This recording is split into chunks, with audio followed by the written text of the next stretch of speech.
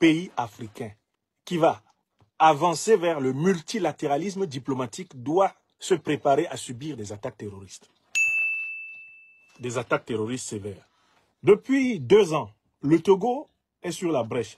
Parce que Faure Gnassingbé, qui n'a pas fini et n'a même pas véritablement ouvert le dossier de la réconciliation nationale interne à son pays, Faure Gnassingbé a décidé de se renforcer par une diversification diplomatique. Il n'a qu'à compter, depuis qu'il a commencé à poser des pas vers la diversification diplomatique, il n'a qu'à compter les attaques terroristes qu'il subit. Et il doit s'attendre à des attaques terroristes plus sévères, aujourd'hui et dans les prochains jours.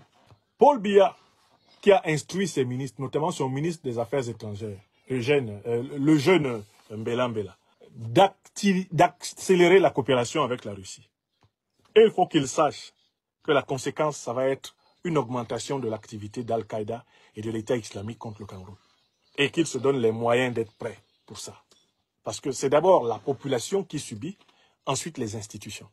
Je vois Bassirou Diomaye Diakhar Faye, qui veut donner l'impression de jouer, pour ainsi dire, à l'équilibre entre les puissances, et qui vient de recevoir le ministre Bogdanov, vice-ministre des Affaires étrangères de la Russie.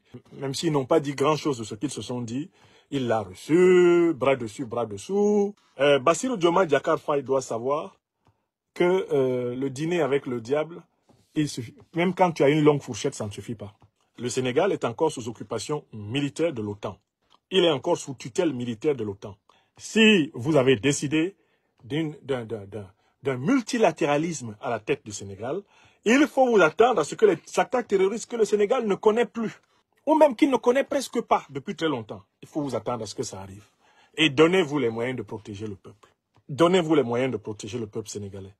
Parce que ça ne va pas manquer. Faure Gnassingbé est en train de vérifier ce que je suis en train de dire. Vous ne pouvez pas, d'un côté, prétendre combattre le terrorisme et de l'autre côté, vous mettre sous la protection des pays qui ont parrainé, créé les organisations terroristes. Ce n'est pas possible.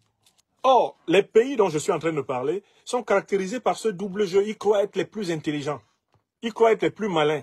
Alors qu'il y a une question centrale. Nous devons tous répondre à la question qui est derrière le terrorisme?